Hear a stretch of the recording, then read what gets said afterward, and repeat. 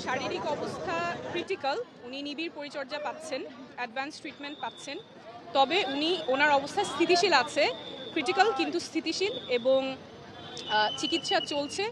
সকলের কাছে দোয়ার আবেদন থাকবে। ওনার যে সিচুয়েশন, এটা তিনটা শব্দ বলবো। একটা হলো ওনার অবস্থা ক্রিটিক্যাল, আর একটা হলো বাট স্টেবল, কিন্তু উনি কমিউনিকেট করতে পারছেন, অর্থাৎ ওনাকে যে ডিরেকশনটা দিচ্ছেন ডক্টরসটা সেটা উনি নিতে পারছেন।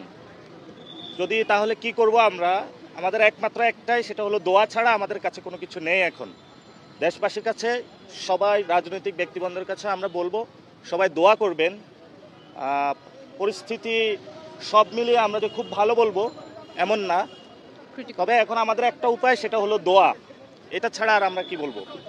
সবাই দোয়া করবেন ওনার জন্য, আল্লাহ যেন দ্রুত সুস্থ করে দেন এবং আমাদের এই গণতান্ত্রিক উত্তরণের পথে ওনাদের যে লড়াই, সেই লড়াইয়ে যে গণতান্ত্রিক উত্তরণের দিকে যাচ্ছে সেটি যেন উনি নিজে দেখে যেতে পারেন, এবং যার কারণে ওনার আজকে এই পরিণতি হয়েছে। একটা ক্লিনিক্যাল একটা অপারেশনের মধ্য দিয়ে উনি গিয়েছেন, ওনাকে মেডিকেলের অত্যাচারের মধ্য দিয়ে গিয়েছেন।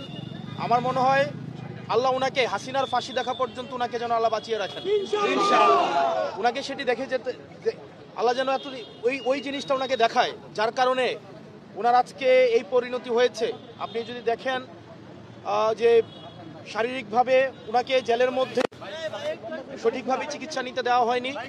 আমরা আজকে শুনেছি যদি কোনো ডাক্তার ওনাকে চিকিৎসা করতে আসতেন তখন ওই ডাক্তারকে হয়রানি করা হতো 18 পরবর্তী সময়ে, এবং ওই ডাক্তারকেও, বিভিন্ন ডাক্তারকে ভয়ভীতি দেখানো হতো ওনাকে যখন চিকিৎসা করতে আসতো।